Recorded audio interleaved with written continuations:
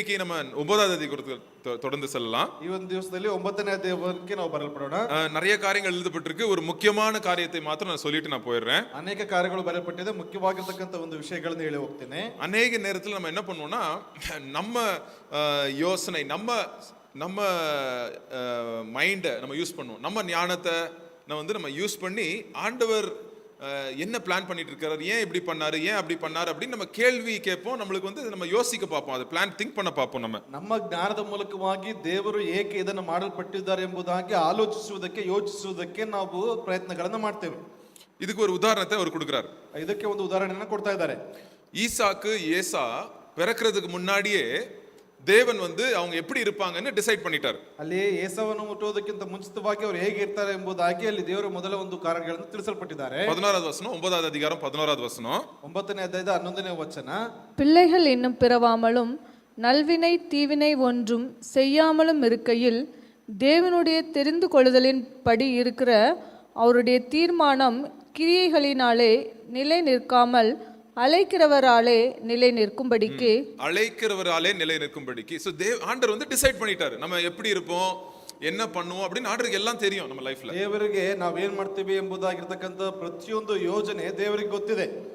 So ஆண்டவர் என்ன பண்றாரு, நம்ம லைஃப்ல நம்ம ரொம்ப அப்படியே முயற்சி எடுத்து நான் இப்படி பண்ணிரணும், இப்படி பண்ணா நான் இப்படி ஆயிருவேன் நம்ம நினைப்போம். பட் ஆண்டவருடைய யோசனை எப்படி இருக்குன்றது இன்னைக்கு நம்ம பார்க்க போறோம். ನಾವು ಹಾಗೆ ಮಾಡ್ತೀವಿ, ಹೀಗೆ ಮಾಡ್ತೀವಿ ಅಂತಕ್ಕಂತ ಅನೇಕ ಪ್ರಯತ್ನಗಳು ಅಥವಾ ಯೋಜನೆಗಳಲ್ಲಿ ನಾವು ಇರ್ತೀವಿ, ಆದ್ರೆ ದೇವರ ಕಾರ್ಯಗಳು ಏನಿರ್ತದೆ ಎಂಬುದಾಗಿ ನೋಡೋಣ. இன்னொரு உதாரணம் கொடுக்கிறார், பார்வோன் பத்தி கொடுக்கிறாரு. ಇನ್ನೊಂದು ಉದಾಹರಣೆಯನ್ನು ಕೊಡ್ತಾ ಇದ್ದಾರೆ ಫರೋಹನನ ಕುರಿತಾಗಿ. 16வது வசனம் பாருங்க. 16ನೇ ವಚನ. ஆகையால் நாம் என்ன சொல்லுவோம், தேவனிடத்தில் அநீதி உண்டென்று சொல்லலாமா? சொல்லக்கூடாதே. அவர் மோசேயை நோக்கி, எவன் மேல் இரக்கமாய் இருக்க சித்தமாய் இருப்பேனோ அவன் மேல் இரக்கமாய் இருப்பேன், எவன் மேல் உருக்கமாய் இருக்க சித்தமாய் இருப்பேனோ அவன் மேல் உருக்கமாய் இருப்பேன் என்றார். அடுத்தது ஆகையால் 15ல இருக்கும். அப்பனா 15 தான் தமிழ்ல மாத்தி இருக்கும் சில டைம். பார்வோனை நோக்கி வேத வசனம் என்ன சொல்லுது? பார்வோன் பத்தி இல்லையா? 17 மேலும் என்னுடைய வல்லமையை உன்னிடத்தில் காண்பிக்கும்படியாகவும் என்னுடைய நாமம் பூமியில் எங்கும் பிரஸ்தாபமாகும்படியாகவும் உன்னை நிலைநிறுத்தினேன் என்று பார்வோனுடனே சொன்னதாக வேதத்தில் சொல்லி இருக்கிறது. சோ ஆண்டவர் பாத்தீங்கன்னா பார்வோன் திருப்பி திருப்பி திருப்பி தன்னோட இருதயத்தை கடினம் பண்ணா அப்படின்னு வசனம் சொல்லும். ಅಲ್ಲಿ ವಚನ ಹೇಳ್ತದೆ, ಅಲ್ಲಿ ಫರೋಹನ ತನ್ನ ಹೃದಯವನ್ನು ಪುನಃ ಕಠಿಣಪಡಿಸಿಕೊಂಡಲು ಎಂಬುದಾಗಿ ஆண்டவர் அவன் இருதயத்தை கடினப்படுத்தினார் அப்படின்னு வசனம் சொல்லும். ವಚನ ಹೇಳ್ತದೆ, ದೇವರು ಆತನ ಹೃದಯವನ್ನು ಕಠಿಣಪಡಿಸಿದನು ಎಂಬುದಾಗಿ. ஆனா நீங்க அதை நம்ம கவனிக்கும் போது, நம்ம யாத்ராம புஸ்தகத்துல நம்ம படிக்கும் போது பார்வோன் என்ன பண்றான், துணிகரமாய் கர்த்தருக்கு விரோதமாய், கர்த்தருடைய ஜனங்களுக்கு விரோதமாய் அவன் என்ன பண்றான், அவங்களை விடமாட்டேன்னு சொல்றான். அப்புறம் ஆண்டவர் என்ன பண்ணிடுறாரு, அப்படியே அவனை விட்டுறாரு. ಅಲ್ಲಿ ನೋಡ್ತಿದ್ದೇವೆ, ವಿಮೋಚನಾ ಪುಸ್ತಕವನ್ನು ಓದುವಂತ ಸಂದರ್ಭದಲ್ಲಿ ದೇವರಿಗೆ ವಿರುದ್ಧವಾಗಿ ಆತನ ಕಾರ್ಯಗಳನ್ನು ಮಾಡ್ತಾ ಇದ್ದಾನೆ. ಬಿಡುವುದಿಲ್ಲ ಎಂಬುದಾಗಿ ದೇವರು ಆತನ ಮೂಲಕವಾಗಿ ಭಯಂಕರವಾದಂತಹ ಕಾರ್ಯಗಳನ್ನು ನಡೆಸ್ತಾ ಇದ್ದಾರೆ. சோ அதனால இங்க நம்ம ஆண்டவருடைய சித்தத்தை நம்ம எதிர்த்து நிற்க முடியாது. ದೇವರ ಚಿತ್ತವನ್ನ ಯೋಜನೆಯನ್ನ ಎದುರಿಸಿ ನಿಲ್ಲುವುದಕ್ಕಾಗುವುದಿಲ್ಲ.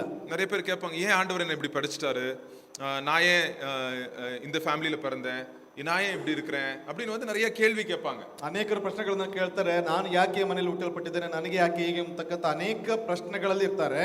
அப்போ அந்த ஆண்டவர் என்ன சொல்றாருன்னா, நீங்க பாருங்க, நம்ம எப்படியா 19வது வசனம் பாருங்க. 19ನೇ ವಚನವನ್ನು ಗಮನಿಸಿರಿ.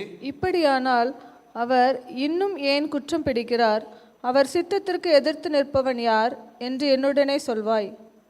20வது வசனம். அப்படியானால் மனுஷனை தேவனோடு எதிர்த்து தர்க்கிக்கிற நீ யார்? உருவாக்கப்பட்ட வஸ்து உருவாக்கினவனை நோக்கி, நீ என்னை ஏன் இப்படி உண்டாக்கினா என்று சொல்லலாமா? பாருங்க, உருவாக்கப்பட்ட நம்ம ஆண்டவர்கிட்ட நம்ம கேள்வி கேட்க முடியும். ஏன் ஆண்டவரே என்ன இப்படி பண்ணீங்க, ஏன் ஆண்டவரே இப்படி செஞ்சீங்க அப்படின்னு ஆண்டவர்கிட்ட நம்ம கேட்க முடியாதான்? ಅಲ್ಲಿ ನೋಡ್ತಾ ಇದ್ದೇವೆ, ರೂಪಿಸಲ್ಪಟ್ಟವನಿಗೆ ನನ್ನನ್ನು ಹೇಗೆ ಉಂಟು ಮಾಡಿದೆ ಎಂಬುದಾಗಿ ಹೇಗೆ ನಾವು ದೇವರಲ್ಲಿ ಪ್ರಶ್ನೆ ಮಾಡುವುದಕ್ಕಾಗುವುದಿಲ್ಲ. சோ ஆண்டவர் என்ன பண்றாரு, நம்மள எந்த இடத்துல வைக்கணும், எந்த வருஷத்துல நம்ம இருக்கணும், நம்ம என்ன பண்ணுவோம், எப்படி நம்ம வாழ்வோம் அப்படின்னு ஆண்டவருக்கு எல்லாம் தெரியும். ದೇವರಿಗೆ ಎಲ್ಲವೂ ಗೊತ್ತಿದೆ, ಯಾವ ವರ್ಷದಲ್ಲಿ ಇಡಬೇಕು, ಹೇಗೆ ಮಾಡಬೇಕು, ಏನಂತಕ್ಕಂಥ ಪ್ರತಿಯೊಂದು ಆಲೋಚನೆಗಳು ಆತನಿಗೆ ಗೊತ್ತಿದೆ. ஏன்னா ஆண்டவருடைய ஞானத்தினாலே, ஆண்டவருடைய பொறுமையினாலே ஆண்டவர் வந்து நம்ம வாழ்க்கையை நடத்தி கொண்டு வந்துட்டே இருக்கிறாரு. ದೇವರ ಮೂಲಕವಾಗಿ, ದೇವರ ಒಂದು ತಾಳ್ಮೆ ಮೂಲಕವಾಗಿ, ದೇವರ ಸಮಾಧಾನ ಮೂಲಕವಾಗಿ ನಡೆಸಿಕೊಂಡು ಬರ್ತಾ So, ಇದ್ದಾರೆ. இந்த படத்துல பாருங்க, அந்த படத்துல அந்த மண்ணு வந்து, அந்த களிமண் வந்து ஆண்டுகிட்ட அது ஒப்பு கொடுத்துட்டுச்சுன்னா அழகா என்ன பண்ணுவாரு, அந்த களிமண் செய்யற அந்த பானை செய்யறவர் வந்து அழகா வந்து சிருஷ்டிப்பாரு. ரொம்ப கஷ்டம் இருக்கலாம், கடினமான காரியங்கள் இருக்கலாம் வாழ்க்கையில, பட் ஒப்பு கொடுத்த வாழ்க்கை ದೇವನಾಲೇ ಅಳಗ ಸೃಷ್ಟಿಸಲ್ಪಟ್ಟ வாழ்க்கை. ಅಲ್ಲಿ ನೋಡ್ತಾ ಇದ್ದೇವೆ, ಆ ಒಂದು ಕುಂಬಾರನಿಗೆ ಆ ಒಂದು ಜೇಡಿಮಣ್ಣು ಹೇಗೆ ಒಪ್ಪಿಸಿಕೊಡುತ್ತದೆ ಅದೇ ರೀತಿಯಾಗಿ ಒಪ್ಪಿಸಿಕೊಡುವಂತ ಸಂದರ್ಭದಲ್ಲಿ ದೇವರು ಸುಂದರವಾಗಿರ್ತಕ್ಕಂಥ ಒಂದು ಕಾರ್ಯವಾಗಿ ಪಾತ್ರೆಯಾಗಿ ನಮ್ಮನ್ನು ರೂಪಿಸುವಂತವನಾಗಿರ್ತಾನೆ. ஆண்டவர்கிட்ட நம்ம ஒப்பு கொடுத்த வாழ்க்கை. ஆண்டவரே இன்னைக்கு இப்படி ஆயிடுச்சா, என் லைஃப்ல இப்படி ஆயிடுச்சு, போன வாரம் இப்படி ஆயிடுச்சு, ஒரு காரியம் இப்படி நடந்துருச்சு, ஆனால் ஆண்டவரே நான் உங்ககிட்ட ஒப்பு கொடுக்குறேன், நீங்க என் லைஃபை நடத்திருக்கீங்க, நீங்க தான் என் லைஃபை நீங்க ஷேப் பண்ணிட்டு இருக்கீங்க, நீங்க பண்ணுங்க ஆண்டவரே, நீங்க என்ன பண்ணணும்னு நினைக்கிறீங்களோ அப்படி என் லைஃப் வரட்டும் அப்படின்னு ஆண்டவர்கிட்ட ஒப்பு கொடுக்கிற வாழ்க்கை வந்து ஒரு அருமையான வாழ்க்கை. ಅಲ್ಲಿ ದೇವರಲ್ಲಿ ಒಪ್ಪಿಸಿಕೊಡುವಂಥದ್ದು, ದೇವರೇ ನನ್ನ ಜೀವಿತದಲ್ಲಿ ಇರತಕ್ಕಂಥ ಕಾರ್ಯಗಳು ಆಗಿದೆ ಎಂಬುದಾಗಿ ದೇವರಲ್ಲಿ ಸಂಪೂರ್ಣವಾಗಿ ಒಪ್ಪಿಸಿಕೊಡುವಂತ ಒಂದು ಜೀವಿತ. சில டைம் பாருங்க, ஆண்டவர் வந்து நம்ம வாழ்க்கை மேல அவருடைய ஞானத்தினாலே அவர் வந்து நம்ம வாழ்க்கையை ஷேப் பண்ணிட்டு இருக்காரு. ಆತನ ಒಂದು ಕಾರ್ಯಗಳ ಮೂಲಕವಾಗಿ ನಮ್ಮ ಜೀವಿತವನ್ನ ಆತನ ಏನ್ ಮಾಡ್ತಿದ್ದಾನಪ್ಪ ಅಂದ್ರೆ ಉನ್ನತ ಸ್ಥಿತಿಗೆ ತರ್ತಾ ಇದ್ದಾನೆ. பாருங்க, ஒரு டைம் என்னாச்சு, யோசேப்பு வந்து அந்த அந்த பள்ளத்துல தள்ளிட்டாங்க அவங்க அன்னைமாரெல்லாம். பள்ளத்துல தள்ளிட்டு உயிருக்காக அப்படியே கத்துறாரு அவரு. ಅಲ್ಲಿ ಯೋಸೇಫನ ಅಣ್ಣಂದ್ರು ಏನ್ ಮಾಡ್ತಾ ಇದಾರೆ, ಆತನನ್ನ ಒಂದು ತಗ್ಗಿನಲ್ಲಿ ತಳ್ತಾ ಇದ್ದಾರೆ, ಜೀವಕ್ಕಾಗಿ ಆತನ ಅಂಗಲಾಚ್ತಾ ಇದ್ದಾನೆ, அழுறாரு அவரு, ಅಳ್ತಾ ಇದ್ದಾನೆ. ஆண்டவர் ஜெபத்தை கேட்டாரா? ದೇವರ ಪ್ರಾರ್ಥನೆಯನ್ನ கேட்டாரா? யோசேப்பு அந்த பள்ளத்துல விழுந்து கண்ணீரோட கூப்பிடும் போது ஆண்டவன் ஜெபத்தை கேட்டாரா? ಅಲ್ಲಿ ಯೋಸೇಫನು ಕಣ್ಣೀರಿನಿಂದ ಒಂದು ಸ್ಥಳದಲ್ಲಿ ಬೀಳುವಾಗ ದೇವರು ಆತನ ಪ್ರಾರ್ಥನೆಯನ್ನ ಕೇಳಿದ್ರ. இடம் பேர் தெரியுமா?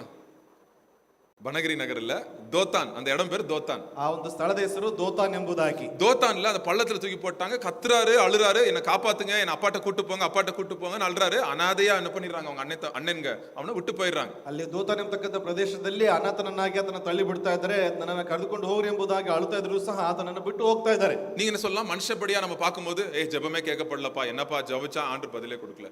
ನೀವು ಮನುಷ್ಯ ಪ್ರಕಾರವಾಗಿ ಅನ್ಕೋಬಹುದು, ಪ್ರಾರ್ಥನೆ ಮಾಡಿದ ಅಲ್ಲಿ ಪ್ರಾರ್ಥನೆಗೆ ಉತ್ತರವೇ ಸಿಗ್ಲಿಲ್ವಲ್ಲ ಎಂಬುದಾಗಿ. அதே தோத்தான்ல எலிசா தீர்க்கதரிசி ஒரு ஜெபம் செய்றார். அதே இடத்துல பள்ளத்துல இருந்து இல்ல, அதே ஒரு இடத்துல, அப்ப பெரிய ஊராயிடுச்சு அது, ரொம்ப நாளைக்கு முன்னாடி, 1000 வருஷத்துக்கு அப்புறம் எலிசா தீர்க்கதரிசி ஒரு ஜெபத்தை செய்றார். ಅಲ್ಲಿ ಎಲಿಷಾ ಪ್ರವಾದಿ ಅದೇ ಸ್ಥಳದಲ್ಲಿ, ಅದಾದ ನಂತರದಲ್ಲಿ ದೊಡ್ಡ ಊರಾಗಿ ಬದಲಾಗಿದೆ, ಅದೇ ಸ್ಥಳದಲ್ಲಿ ಆತನು ಪ್ರಾರ್ಥನೆ ಮಾಡ್ತಾ ಇದ್ದಾನೆ. என் வேலைக்காரனுடைய கண்களை நீங்க திறங்க அப்படின்னு சொல்றாரு. ದೇವರೇ ನನ್ನ ಕೆಲಸಗಾರನ ಕಣ್ಣುಗಳನ್ನು ನೀನು ತೆರೆಯಲ್ಪಡು ಎಂಬುದಾಗಿ. அப்ப என்ன ஆகுது? ಆಗೇನಾಗ್ತದೆ? அவன் கண்ணுக்கு என்ன தெரியுது? ಆತನ ಕಣ್ಣಿಗೆ ಏನ್ ಕಾಣಿಸ್ತಾ ಇದೆ? என்ன தெரியுது? அக்கினி ரதங்கள் தெரியுது. ಅಲ್ಲಿ ಅಗ್ನಿ ರಥಗಳು ಕಾಣಿಸ್ತಾ ಇದೆ. என்னடா, தோத்தான்ல யோசேப்பு ஜெபிச்சாரு, பதில் கிடைக்கல. அதே தோத்தான்ல யார் ஜெபிக்கிறா? எலிசா ஜெபிக்கிறா, பதில் கிடைக்குது. என்னடா இது? ಅಲ್ಲಿ ದೋತಾನ್ ಪ್ರದೇಶದಲ್ಲಿ ಅಲ್ಲಿ ಯೋಸೇಫನು ಪ್ರಾರ್ಥನೆ ಮಾಡ್ತಾ ಇದ್ದಾನೆ, ಉತ್ತರ ಸಿಗ್ತಾ ಇಲ್ಲ. ಎಲಿಷನ ಪ್ರಾರ್ಥನೆ ಮಾಡ್ತಾ ಇದ್ದಾನೆ, ಉತ್ತರ ಸಿಗ್ತಾ ಇದೆ. என்ன சொல்றோம் இதை வச்சு? ಇದನ್ ಮೂಲಕವಾಗಿ ಏನ್ ಹೇಳ್ತಾ ಇದೀವಿ? ஆண்டவருடைய ஞானத்தையும் பொறுமையையும் நம்ம என்ன பண்ணணும், அதை வந்து நம்ம அதுக்கு என்ன ஆயிரணும், அதுக்கு நம்ம சப்மிட் ஆயிரணும். ஆண்டவரே, உம்முடைய ஞானம், உம்முடைய பொறுமை, நீங்க பொறுமையா நீங்க சில காரியங்களை செய்வீங்க, அது செய்யுங்க ஆண்டவரே. உம்முடைய ஞானத்துக்கு நான் என்ன பண்ணிடுறேன், என்ன ஒப்பு கொடுத்துறேன். ஏன் ஞானம் இல்ல, உம்முடைய ஞானம். உண்மை நான் கேள்வி கேட்க மாட்டேன். உம்முடைய நேரத்தை வந்து, உம்முடைய டைமிங் அப்படின்னு சொல்லுவாங்க இங்கிலீஷ்ல, உம்முடைய நேரத்தை வந்து நான் கேள்வி கேட்க மாட்டேன் அப்படின்னு நம்ம ஒப்பு கொடுத்துறணும். ಅಲ್ಲಿ ದೇವರ ಸಮಯಕ್ಕೆ, ದೇವರ ತಾಳ್ಮೆಗೆ, ದೇವರ ಜ್ಞಾನಕ್ಕೆ ದೇವರೇ ಆ ಒಂದು ಪ್ರಶ್ನೆಗಳನ್ನು ಮಾಡಿದವನಾಗಿರ್ತೇನೆ ಎಂಬುದಾಗಿ ஒப்பிசிக்கொள்ளப்படಬೇಕಾಗಿರ್ತದೆ ನಾವುಗಳು. ஒருவேளை யோசேப்புக்கு அன்னைக்கு கோவமா இருந்திருக்கும், நான் எவ்வளவு கத்துனேன், எவ்வளவு உண்மையா இருந்தேன், ஏசப்பா என்கிட்ட கனவு மூலியமெல்லாம் பேசுறாரு, இப்போ ஒரு ஜெபம் பண்ணேன், எனக்கு பதிலே கிடைக்கலன்னு கோவமா இருந்திருக்கலாம் ஒருவேளை யோசேப்பு. ಒಂದು ವೇಳೆ ಯೋಸೇಫನಿಗೆ ಕೋಪಗೊಳ್ಳವನಾಗಿರಬಹುದು, ನಾನು ಎಷ್ಟು ಪ್ರಾರ್ಥನೆಯನ್ನು ಮಾಡಿದ್ದೇನೆ, ಕನಸಿನ ಮೂಲಕವಾಗಿ ಮಾತನಾಡಿರ್ತಕ್ಕಂಥದ್ದು ನನ್ನನ್ನು ಬಿಡಿಸಲಿಲ್ಲ ಎಂಬುದಾಗಿ. என்ன ஆசீர்வதிப்பார் அப்படின்னு ஆண்டவர் கனவுல எல்லாம் என்கிட்ட பேசினாரு, ಅಲ್ಲಿ ನನ್ನ ಆಶೀರ್ವಾದ ಮಾಡ್ತೀನಿ ಎಂಬುದಾಗಿ ಕನಸಿನೆಲ್ಲ ಮಾತನಾಡಿದಾರಲ್ಲ. பட் ஆனா என்னாச்சு, யார் செயல்பட்டு இருந்தா? ஆண்டவருடைய ஞானம், ஆண்டவருடைய என்னது, ஆண்டவருடைய பொறுமை. ಅಲ್ಲಿ ದೇವರ ಜ್ಞಾನ ಮತ್ತು ದೇವರ ತಾಳ್ಮೆ ಅಲ್ಲಿ ಕಾರ್ಯವನ್ನ ಮಾಡ್ತಾ ಇತ್ತು. நம்ம லைஃபை ஒப்பு கொடுத்துறணும். ನಮ್ಮ ಜೀವಿತನ ಒಪ್ಪಿಸಿಕೊಡ್ಬೇಕು. எனக்கு என்ன நடக்குன்னு தெரியல, ದೇವರೇ ನನ್ನ ಏನ್ ನಡೀತದೆ ಅಂತ ಗೊತ್ತಿಲ್ಲ. ஏன் என் மூஞ்சி இப்படி இருக்கு, ஏன் என் சரீரம் இப்படி இருக்கு, ஏன் என் குடும்பம் இப்படி இருக்கு, எனக்கு தெரியல ஆண்டவரே. ನನ್ನ ಮುಖ ಹೇಗೆ ಇದೆ, ನನ್ನ ಶರೀರ ಹೇಗೆ ಈ ರೀತಿಯಾಗಿದೆ, ಏನ್ ನಡೀತದೆ ಎಂಬುದಾಗಿ ನನಗೆ ಗೊತ್ತಿಲ್ಲ. ஆண்டவரே, இந்த வசனம் என்ன சொல்லுது? சிருஷ்டி கர்த்தரை பார்த்து நீங்க ஏன் என்ன இப்படி பண்ணீங்க அப்படின்னு கேட்க கூடாதான் கேள்வி. ಅಲ್ಲಿ ರೂಪಿಸಲ್ಪಟ್ಟವನು ರೂಪಿಸಿದವನಿಗೆ ಏಕೆ ನನ್ನನ್ನು ಈ ರೀತಿಯಾಗಿ ಸೃಷ್ಟಿಸಿದೆ ಎಂಬುದಾಗಿ ಕೇಳಲ್ಪಡಬಾರದು. நம்ம என்ன பண்ணுமா, ನಾವೇನ್ ಮಾಡ್ಬೇಕು? நம்ம வாழ்க்கை எப்படி இருந்தாலும் களிமண் போல நம்ம வாழ்க்கை இருந்தாலும் ஒப்பு கொடுத்துட்டோம்னா அழகான ஒரு பாத்திரமா உபயோகமாக மற்றவங்களுக்கு அது யூஸ்ஃபுல்லா இருக்கும்படி நம்ம வாழ்க்கை ஒரு பாத்திரம் போல அது அநேகருக்கு தண்ணி கொடுக்கும்படி தேவன் வந்து நம்ம வாழ்க்கையை யூஸ் பண்ணுவார். ನಾವು ಹೇಗಿರ್ತೀವಿ ಅದೇ ರೀತಿಯಾಗಿ ದೇವರಿಗೆ ಒಪ್ಪಿಸಿಕೊಡುವಾಗ ದೇವರು ಅದನ್ನ ಸರಿಯಾಗಿ ಉಪಯೋಗಿಸಲ್ಪಡುವಂತ ಪಾತ್ರೆಯಾಗಿ ದೇವರು ಅದನ್ನು ಉಪಯೋಗಿಸ್ತಾರೆ. சோ இப்ப சொல்லுங்க, கொஞ்ச நாள் வருஷத்துக்கு அப்புறம் யோசேப்பு வாழ்க்கை யூஸ்ஃபுல்லா இருந்துச்சா இல்லையா? ಸ್ವಲ್ಪ ದಿವಸಗಳ ನಂತರದಲ್ಲಿ ಯೋಸೇಫನ ಜೀವಿತ ಉಪಯೋಗವಾಯ್ತಾ ಇಲ್ವಾ? இருந்துச்சா இல்லையா? ಇಲ್ವಾ? ஒரு வாட்டி சொல்வாரு, நீங்களோ எனக்கு, அவங்க சகோதரர்களை பார்த்து சொல்வாரு, பெரிய ராஜா ஆயிருவார்ல அந்த டைம்ல சொல்வாரு, நீங்களோ எனக்கு தீமையை எண்ணீர்கள், கர்த்தரோ அதை வந்து என்ன பண்ணார், எனக்கு நன்மையாக மாத்தி கொடுத்தார் அப்படின்னு சொல்லுவார். ಆತನ ಹೇಳ್ತಾ ಇದ್ದಾನೆ, ನೀವು ನನಗೆ ಕೇಡನ್ನು ಬಯಸಲ್ಪಟ್ಟಿದ್ರೆ ಆದ್ರೆ ದೇವರು ಅದನ್ನ ಒಳ್ಳೆಯದನ್ನಾಗಿ ಮಾಡಲ್ಪಟ್ಟಿದ್ದಾನೆ ಎಂಬುದಾಗಿ. சோ புரிஞ்சுச்சா? ஆண்டவர் ஒரு பதிலுக்கு, நமக்கு ஜெபத்துக்கு பதில் கொடுக்கலன்னா அதுக்கு என்ன இருக்கும்? அதுக்கு ஒரு பின்னாடி யார் இருக்கிறா? அவருடைய ஞானம், அவருடைய பொறுமை இருக்கு. ಅಲ್ಲಿ ದೇವರ ಒಂದು ಪ್ರಾರ್ಥನೆಗೆ ಉತ್ತರ ಕೊಡಲಿಲ್ಲ ಅಂತ ಅಂದ್ರೆ ದೇವರ ಒಂದು ತಾಳ್ಮೆ, ದೇವರ ಜ್ಞಾನ ಅದರಲ್ಲಿ ಅಡಕವಾಗಿದೆ ಎಂಬುದಾಗಿ. உங்க லைஃப்லயும் நீங்க ஏதாவது ஒரு காரியம் நடக்காம நீங்க வந்து போராடிட்டு இருக்கிறீங்கன்னா ஒப்பு கொடுக்க வேண்டியது எதுக்கு? ஆண்டவரே நான் என்ன பண்ணிடுறேன், நான் ஒப்பு கொடுத்துறேன், உம்முடைய ஞானம் என்னுடைய ஞானத்தோட கோடிக்கணக்கு பெருசு, உம்முடைய பொறுமை என்னோட ஆண்டவரே நீங்க அதிக பொறுமை உள்ளவர், நீங்க நடத்துங்க ಆಂಡವರೇ. ಅಲ್ಲಿ ಯಾವ್ದು ಕಾರ್ಯಗಳು ನಡೀಲಿಲ್ಲ ಅಂತಂದ್ರೆ ದೇವರೇ ನನ್ನ ಕಾರ್ಯಗಳನ್ನ ನಿನಗೆ ಒಪ್ಪಿಸಿಕೊಡ್ತೇನೆ, ನೀನು ಅಧಿಕವಾಗಿರ್ತಕ್ಕಂಥ ಕಾರ್ಯಗಳನ್ನು ನಡೆಸುವಂತವನು ಎಂಬುದಾಗಿ ದೇವರಲ್ಲಿ ತಾಳ್ಮೆಯುಳ್ಳವರಾಗಿ ಒಪ್ಪಿಸಿಕೊಡ್ರಿ. சோ அதான் இப்போ 9வது அதிகாரத்துல வந்து அவர் வந்து இது சொல்றார் மெயினா. ಅಲ್ಲಿ 9ನೇ ಅಧ್ಯಾಯದಲ್ಲಿ ಇದನ್ನೇ ಮುಖ್ಯವಾಗಿ ಆತನು ತಿಳಿಸ್ತಾ